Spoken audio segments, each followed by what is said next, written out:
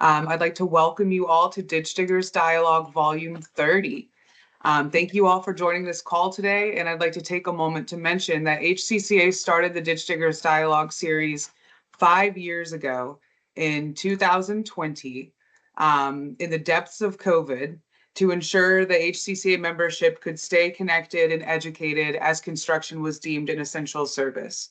So here we are 5 years later, March of 2025, having our 30th program in one of our biggest audiences. To me, that says what began from consequence became a long-lasting means for communication. And I'd like to say, if there are other topics you all want to hear, please let me know. Deborah Harvey, our executive director, is also on the call. Let us know what other educational opportunities you all are looking for, because this series is here to benefit the construction industry. For those of you who are unfamiliar, HCCA represents more than 200 companies that are involved in road building, site development, and utility infrastructure in Northern Virginia and the surrounding business development, advocacy, and safety training. And this Ditch Diggers Dialogue series is one of the many ways we provide education and networking opportunities for our membership. So if you'd like to learn more about ways to get involved with HCCA, please reach out to myself or Deborah Harvey, who's on the call after today's session. Today, we are very excited to host Chris Monahan and David Greenspan of AECOM, who bring a collective of 40 years in environmental construction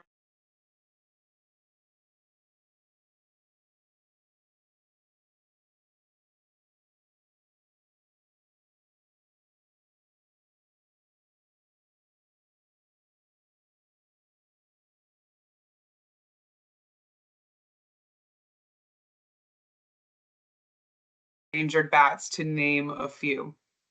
So during today's session, we ask that you keep your microphones muted until we open the floor for questions. But if you have a question or thought as we move through the presentation, I encourage you to type it into the chat as we go so they can be addressed at the end of the presentation. So thank you all for indulging me in that brief presentation. Now I would like to turn it over to Chris and David to get it going. We had your presentation up and it just went away. I'll pull back up here 1 second.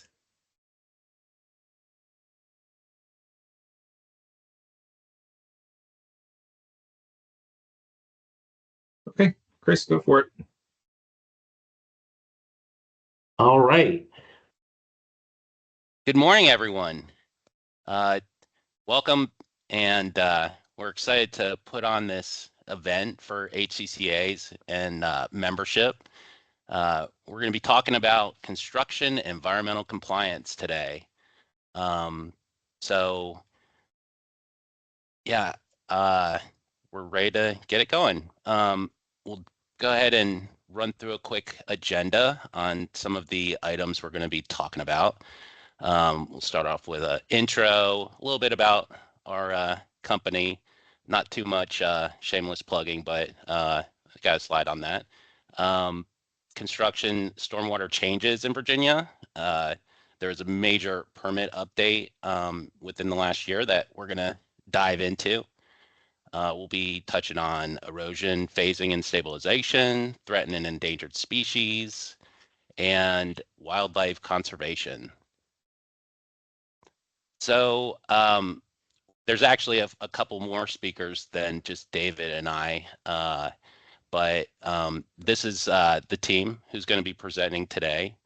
And I'm going to ask everyone to kind of introduce themselves, but I'll go first. I've got about 24 years experience of doing environmental work exclusively in Northern Virginia. I've had the pleasure to work for several companies, large contractors in the area, including asphalt manufacturing and road construction. So we provide an array of construction environmental services, including inspections, plans, agency enforcement, negotiation, and that sort of thing. So really excited to be here and to see such familiar names from the past, and excited to dive into this program, but I'll turn it over to David to introduce himself. Thanks, Chris. I'm David Greenspan. I'm the Virginia Water Resources Market Sector Lead for AECOM. Most of my work has been in Virginia here with a focus heavy in civil and construction as well. I've done a lot of my work at Fort Belvoir, so if you've done a project there in the past 10 or so years, we've probably interacted at some point or other. But yeah, like I said, most of my background's in civil. I do a lot of engineering projects, a lot of construction stuff, and I've been through several construction general permit changes, and my career has kind of spanned that. I'll turn it over to Shane to introduce himself.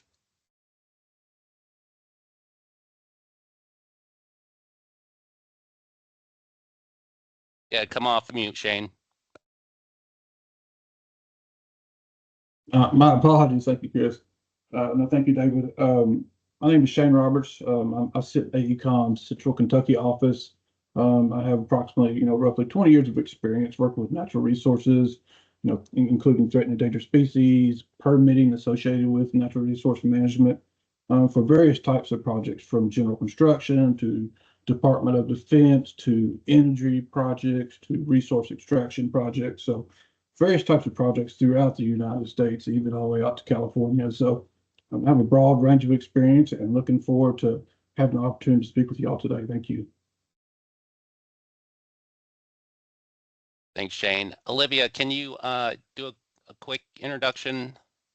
Of course. I'm Olivia Lobalbo. I am on the board of What About the Turtles, which I'm going to be talking to you guys about today. I'm also the founder of Animal Education and Rescue Organization here in Northern Virginia.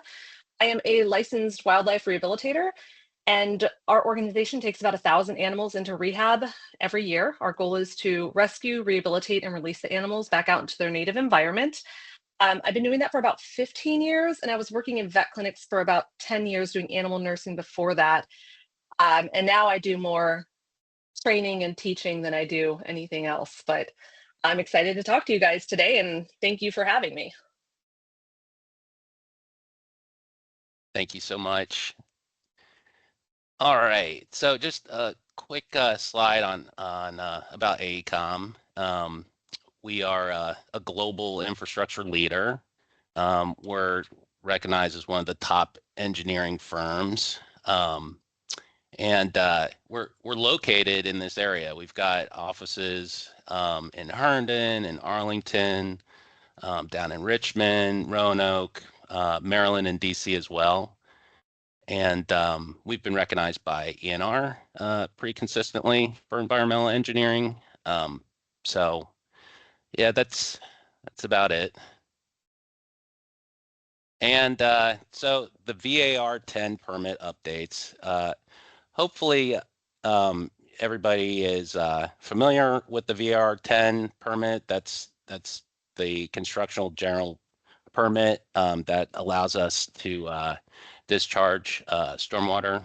And David is going to provide some updates. Yeah, so DEQ recently released the new construction general permit. It came into effect on July 1st, 2024 here. So we're in a current 5-year cycle. They typically go in 5-year cycles, and then we see a new permit. There weren't too many major changes to this one, but they did change several things throughout. One of the first major changes was there's a new program authority. They combined the old erosion and sediment control program and the stormwater management program into a combined erosion and stormwater management program.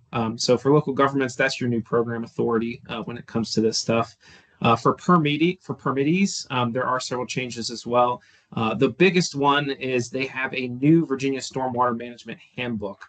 So they took the old VESH from 1992 and the old Stormwater Management Handbook from 1999, and all the various technical memorandums that they've published over the past 20 to 30 years or so, and they kind of combined that all into a new handbook, which is all online.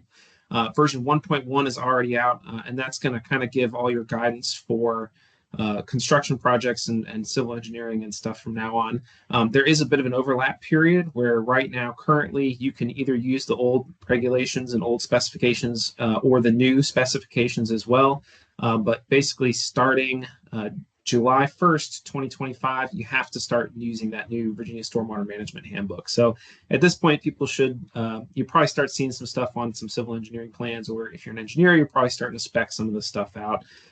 But it's a new guidebook, and it's very helpful, and you're allowed to comment on it as well. So I've been working, I guess a lot of people have been working with DEQ to put comments in on the handbook online. You can kind of add comments as it goes, and they're going to update things as time goes as well, is what they've said. So I expect to see increased versions as time goes. I'll turn it back over to Chris. Thank you, David. So one of the major changes in this permit, and I'll be real honest, it's somewhat of a bombshell, is turbidity monitoring. You know, EPA's been trying to get turbidity monitoring on the books for about a decade. And, you know, there's been a lot of pushback, a lot of resistance, saying it wasn't technically feasible. But the most recent permit here in Virginia does include turbidity monitoring. So it's definitely a burden. It's confusing. It's a challenge. I feel all the contractors' pain out there on this one. So, but we're gonna dive into turbidity monitoring. It's one of the topics that it seems like is getting a lot of attention these days. So we'll try and provide some clarity. So turbidity monitoring, it's required now for dewatering primarily. When you're discharging to a creek or surface water that's impaired for sediment, or if it's deemed exceptional waters.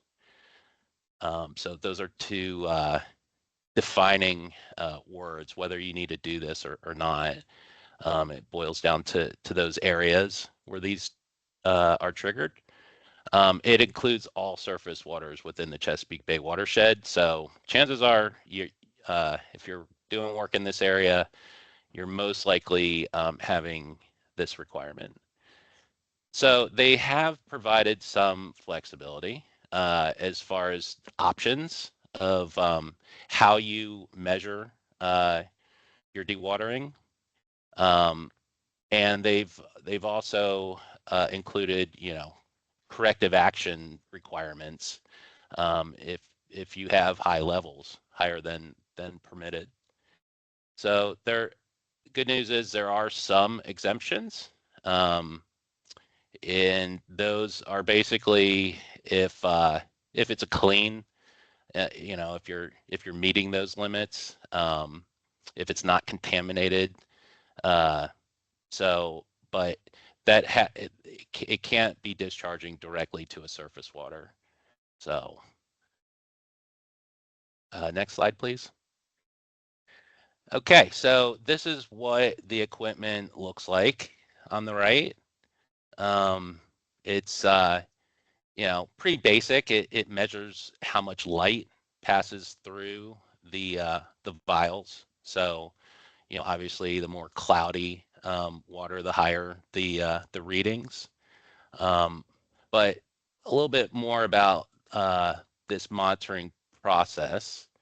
Again, if you're deemed in a sensitive location, as we discussed in the prior slide, and if you're engaged in construction dewatering, which that can be pumping or it can be just draining a pond. I learned recently, I was under the impression it was all pumping, but draining does count as construction dewatering.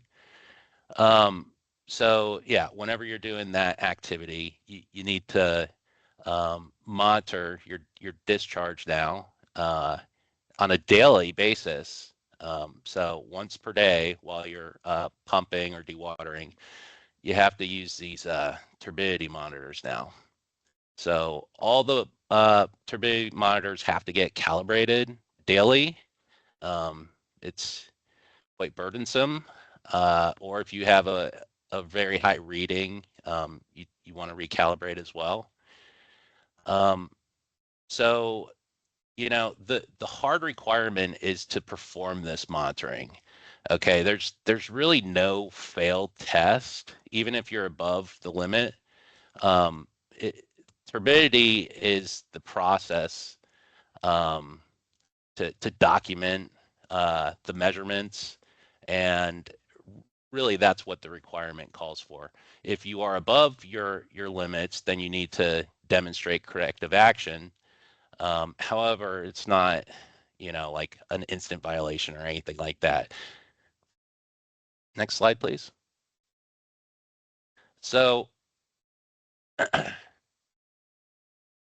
so they have the DEQ has allowed 3 options, and I suspect this is where there's a lot of confusion, you know, in terms of what to use and where and when. But I'll review the 3 options and try and keep it easy. So the first option essentially is you're taking a measurement at where your discharge is to the receiving stream. You go upstream from where you go upstream from where your discharge is, and you're allowed to be 50 NTUs above that receiving stream. So it's essentially taking a background and taking credit for background and giving you a little bit more room. So that's the first option, and you would be having to sample in 2 locations on that first option: the upstream and then your point of discharge. So 50 NTUs is the limit in that case. Option 2 is pretty straightforward. It's you know, a grab sample at your point of discharge, and it has to be less or equal to 150. So just 1 point of measurement on this one. So 150 would be the limit. And option 3 allows 50 NTUs, but based on a weekly average. So if you're pumping, you know, 5 days a week, your average has to equal 50 NTUs. So those are your 3 options. And you know, they want you to stay consistent once you pick an option. However, they do acknowledge that there will be some cases where you might bounce back and forth. So next slide, please. I forgot to mention at the beginning, we have a chance at the end for questions. So I'm sure there's going to be some questions on turbidity monitoring, or I'd be surprised if there's not. But so just we'll have a chance for questions coming up. So a few of the other changes in the VA 10 permit, VAR 10, is new corrective action deadlines. So, you know, they've gotten more aggressive on this. It used to be 7, and now it's only 5 days after discovery. So it's also business days. It excludes holidays. So it's giving slightly more time for repairs, you know, weekends, etc. And then, as previously discussed, the turbidity monitoring exceedances may require cleanup. And, you know, when you have a discharge outside of your limits, potentially into a wetlands, then, you know, it's implying that wetlands permits are required if accumulation is apparent. So, and so another nuance that they've sort of defined is the routine maintenance fix. I think people were claiming routine maintenance where there was, you know, just a fundamental problem. But so they've added this language in there saying that if the routine repairs is more than twice in the same location, and you want to consider it a routine maintenance fix, then you just have to document it in the SWIP and through your inspections, your routine inspections. So, yeah, they're going to be looking at those inspections definitely more closely as far as these routine maintenance fixes go. And next slide, Dave. And I'm going to turn it back over to Dave for this part. Thank you. Thanks, Chris. So one of the other changes the permit defines is the definition of qualified personnel. So formally, I'm sure everyone is familiar of obtaining your responsible land disturber certificate, or RLD. An RLD could be the designated person basically for maintaining the SWIP, for performing erosion sediment control and stormwater management inspections, so on and so forth. But starting July 1st, 2025, that RLD certificate is no longer valid as qualified personnel. It was a relatively easy certificate to get. I think you just signed up for it, paid the fee, and you got a certificate. So DEQ has kind of changed that and added 4 new options to kind of meet that definition of what qualified personnel is. And the 4 options are: you can either obtain your dual inspector certification from DEQ. That is basically the same as option 2. So option 2 is inspector for erosion sediment control and inspector for SWIM. If you get both of those and then pay an extra fee, you can combine those licenses to get your dual inspector. So either of those options will work. Your third option is construction general permit qualified personnel from VADEQ or VDOT. This is a new class that DEQ has said they're going to offer. However, it's not available yet. So I think you can get it through VDOT. It's a VDOT equivalent program, essentially. And then the other option, the fourth option, is your equivalent certification from the EPA, which is currently known as the Construction Inspection Training Course. So those are your 4 options. So everyone who's got an active site, who's got a permit, who's serving greater than an acre, just keep this in mind for your RLDs. They're going to have to get these additional certifications. And I'll tell you, the inspector classes for ESC and SWIM with DEQ, they fill up very, very quickly. So, you may want to look at getting into them sooner rather than later, or possibly pursuing some of those other options. So those are the 4 that I'm aware of. DEQ has not indicated other equivalent certifications at this point. So if you have something in another state, it is possible they may accept that, but you'd have to discuss that with your regulator and see what they're willing to take. So with that, I'll kind of segue into a little bit of erosion phasing and stabilization. And this is a huge topic. So I tried to condense it as much as possible for this to kind of go over some highlights. I could probably give a whole presentation on this aspect, but we'll just start with kind of some basic erosion principles. I'm sure everyone has seen something similar to this. These are what's known as the 5 stages of erosion. It goes from raindrop to sheet to rill to gully to channel, and that's the erosion that you'll typically see when erosion occurs. And I really want to call out that raindrop. That accounts for 90% of your total erosion that occurs on your project site. So the force of impact of that raindrop hitting the ground, breaking up the soil, that's 90% of the erosion you'll see. If you can stop that raindrop from doing that 90% of damage, you can prevent 90% of your erosion, and therefore 90% of the maintenance that you would have to do on a lot of your erosion control measures.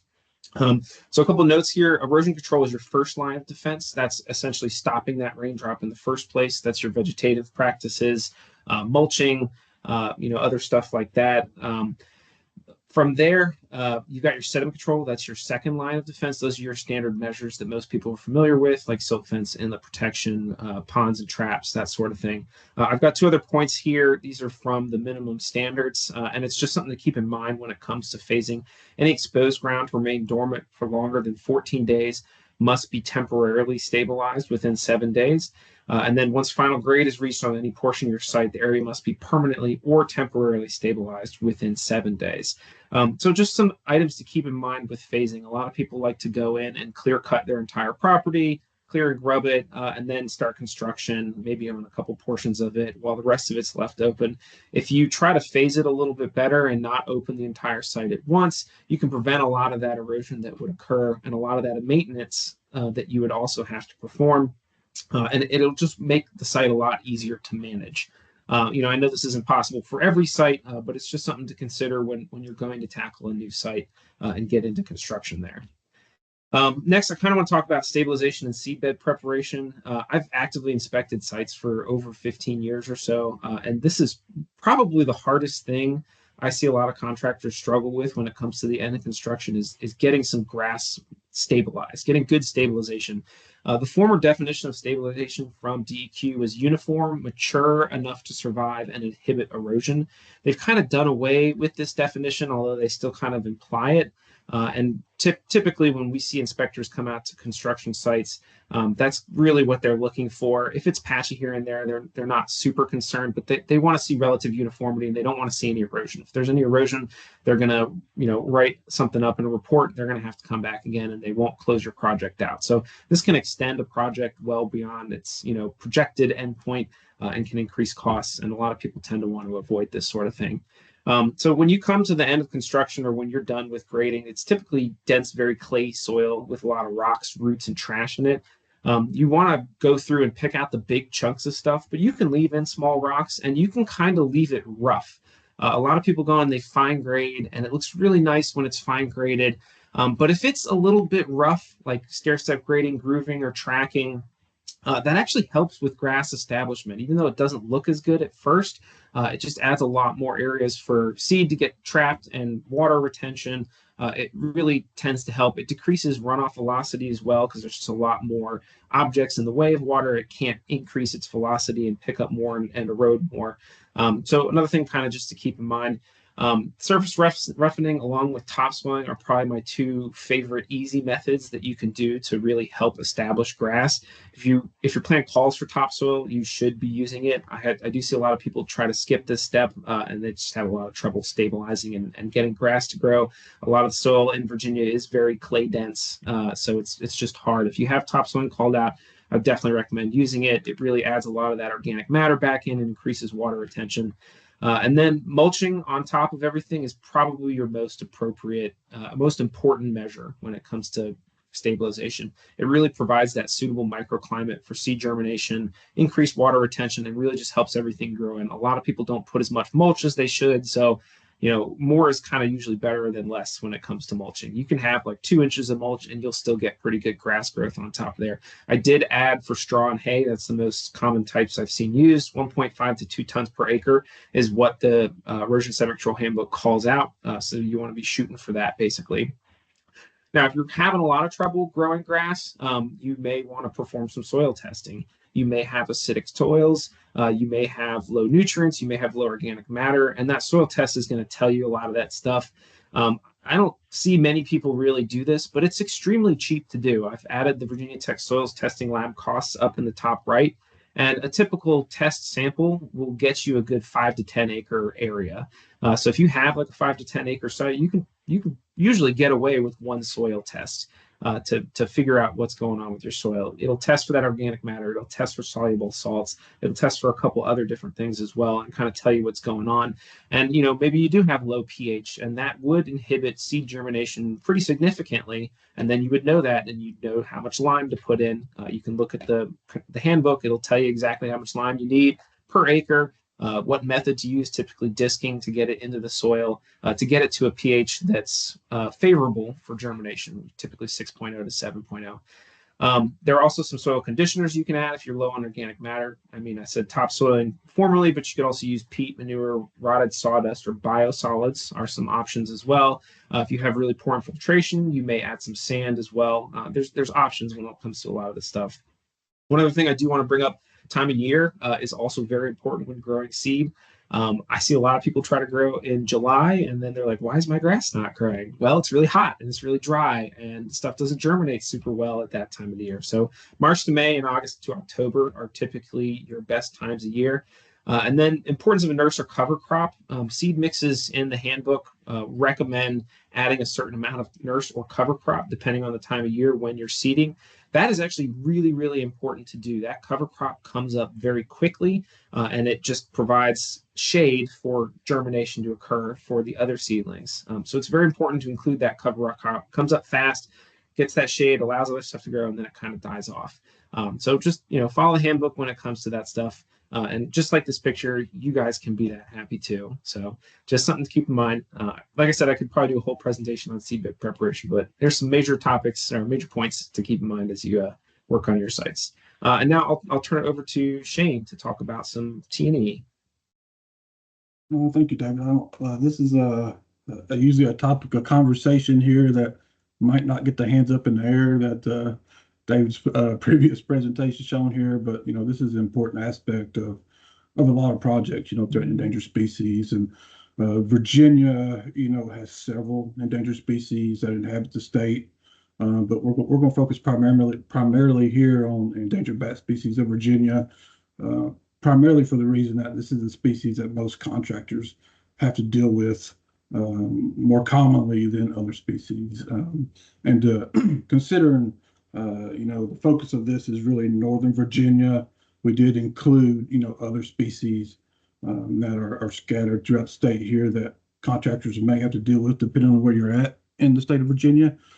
So geographically is one of the driving factors here for the bat species that your project may have to deal with when it comes to implementation of the project.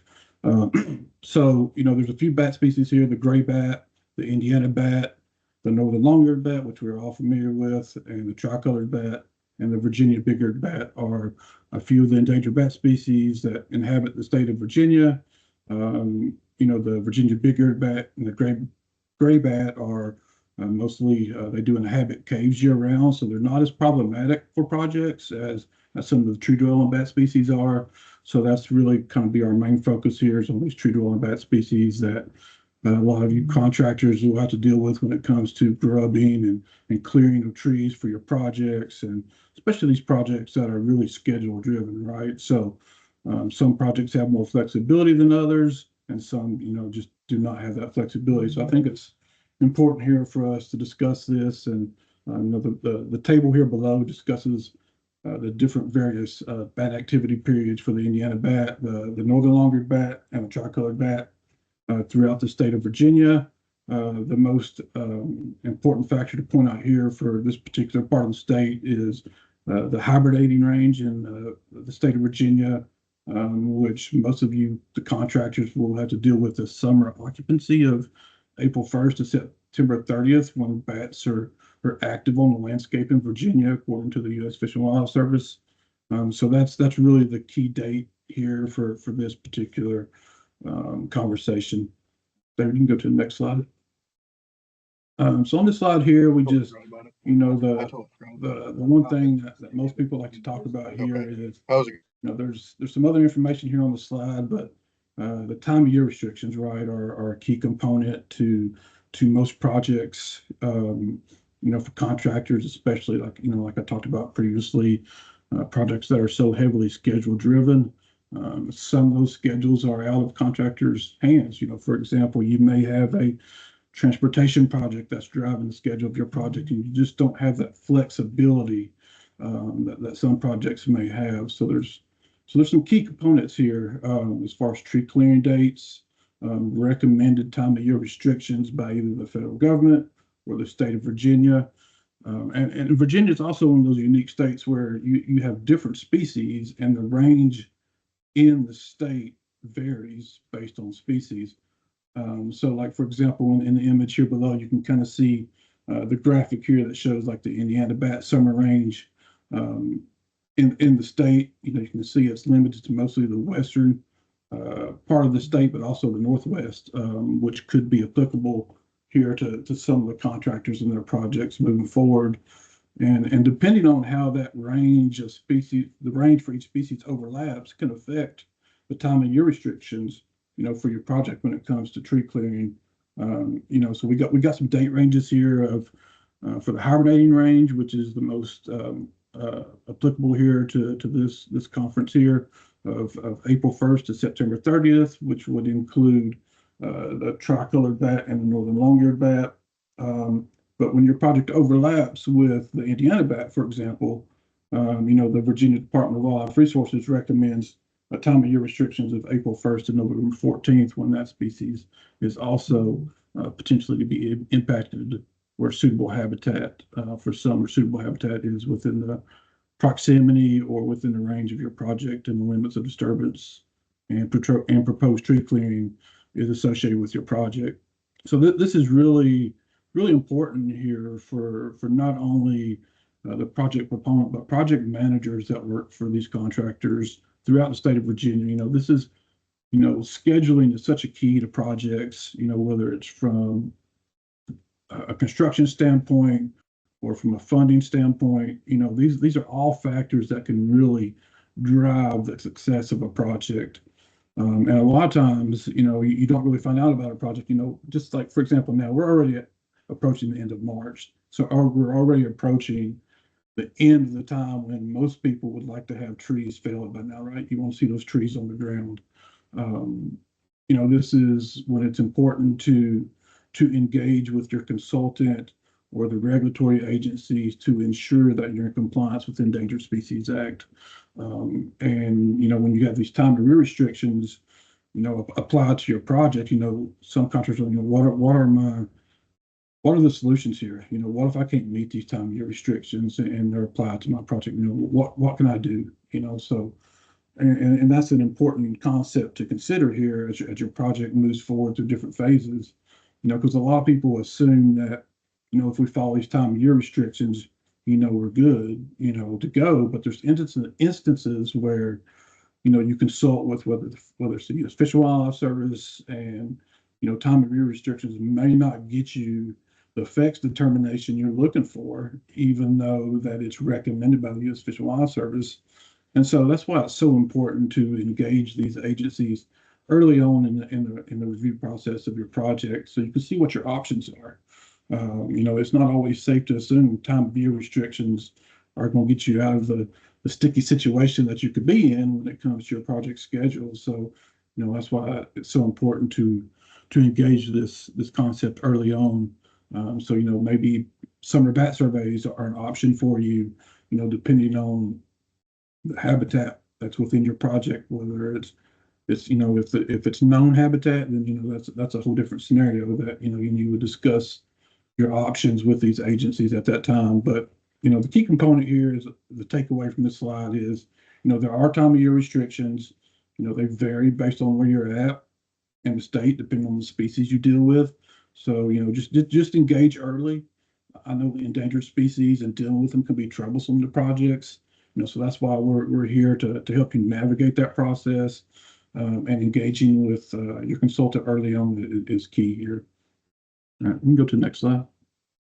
So implications for Virginia. What are the implications for the conservation measures and the new guidance that came out in October of 2024 for construction projects and development projects? So the one good thing about the guidance that did come out in October is it did provide some really good conservation measures that contractors can put into place to kind of offset some of the consequential actions or activities of their projects, and how they deal with the endangered species, particularly with bats here in this case. Like I said discussing the last slide, for projects that are located within range of any bat, we have this image of the range map here for the three species that are most pertinent to this conference here. There can be more rigorous conservation measures that these agencies can apply depending on where your project falls within the range of these species. So that's also an important component to consider.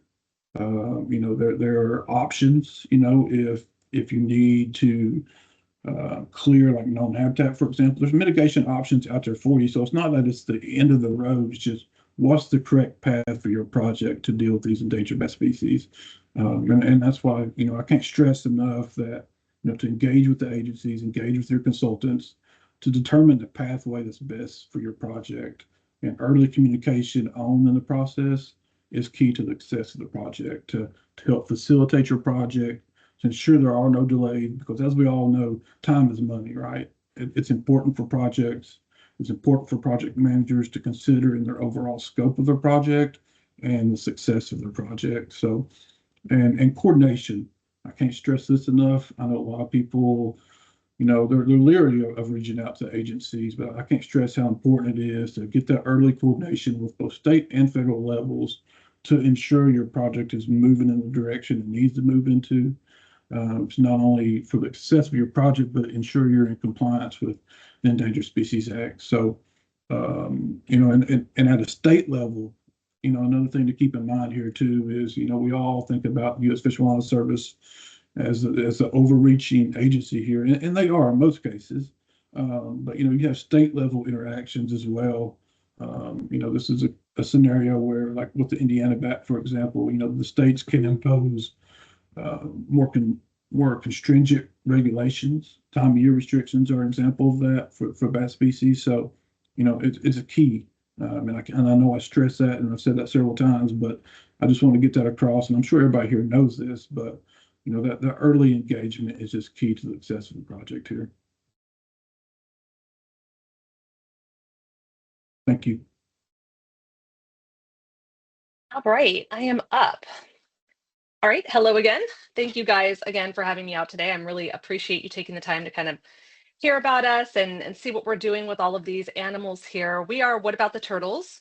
We are a 501c3 nonprofit animal rescue group. We are licensed by U.S. Fish and Wildlife, as well as the Department of Wildlife Resources for wildlife rehabilitation. Just a little background, we've been going into construction sites for the past, I want to say 2 years now, and doing our best to safely remove some of these turtles from the enclosed areas and simply putting them on the other side of silt fencing. It's such an easy idea, and it's really taken off and become something really special. If you could go to the next slide really quick, I can kind of walk you through. So these turtles get trapped within the silt fencing, unable to escape once they're inside. Additionally, we've gone out to ponds, as you can see in the pictures, and we've been able to do pond drainings and rescue from those as well. A lot of the time, these turtles are hiding during the construction hours with all of the heavy machinery going and the vibrations and everything like that, and they emerge later. They come out, they walk around, and they face things like starvation and exposure and predation and injuries from the construction equipment. So our job is to go in during inactive site times, which is usually the weekends or after work, and carefully locating and moving these turtles just outside the silt fencing, just outside the perimeter of the actual construction site. Again, box turtles are living 80 years. These guys take 15 to 20 years to reproduce. So their slow life cycle really means that every single one that we're saving makes a critical difference. Again, here, why am I here talking to you about this? Like, what's in it for you guys? Honestly, community engagement. This has been so amazing. We've come out to the communities, the neighborhoods that are surrounding these construction areas. They always ask, what about the animals? What about the turtles? Those kinds of questions. And it's a chance for us to have them potentially get involved or have an outlet. We've had neighbors and construction company employees who have done trainings for these and come out and participated during our rescues. So it's really special. It's really great. Environmental regulations like the seasonal work stoppages for the protected endangered bats, as we just talked about, they can cause delays for construction projects. And with growing concerns over declining species like box turtles, additional precautions and work stoppages may apply to other wildlife as well.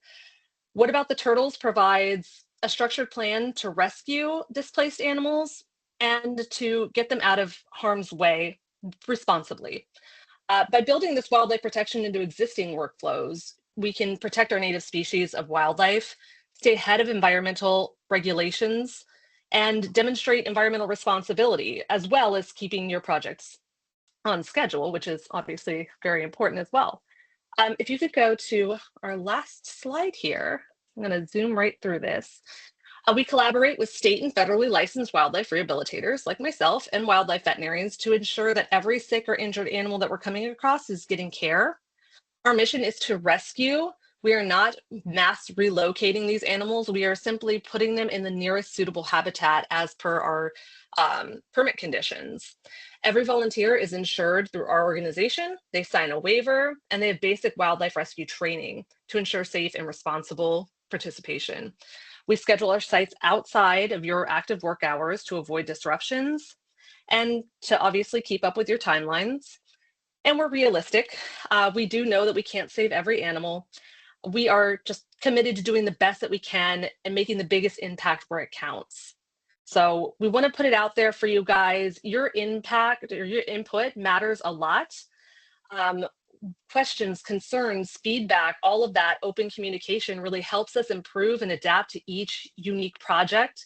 And our goal is really to work alongside of the construction teams to find a way to help wildlife without delaying your projects again. If you want to reach out to us, we are hello@whatabouttheturtles.org. So it's pretty easy to remember. If you're interested in having us come out for site walks, if you're interested in us having education time for your hands-on team members for wildlife handling, we've done classes for the animal controls throughout Northern Virginia, vet clinics, as well as the general public. They're really well attended, really well received. And then we have, you know, just the process of sitting down and coming up with environmental policies that really help support your goals and the environmental goals. So again, any feedback is definitely appreciated. And if you have any questions, please reach out. Thanks. Thank you so much, Olivia. I see Mr. Roddy had a question there. We'll get to it in a second. But yeah, that is pretty much the extent of our program. So just, you know, in summary, we've covered the new permit updates with some of the turbidity monitoring and dewatering. We've covered some of the endangered species and turtle or bat updates, and we've introduced you to What About the Turtles, which I just want to put in a plug for them. It's amazing, the partnership with some of the members of HCCA, sort of embracing this concept, and hopefully, you know, that will continue to grow with other members. Hopefully you guys can talk among each other on how that experience was, if there's any apprehension, but it's just such a great effort and organization. So here are some links that we've included to go along with our presentation on the various things that we talked about.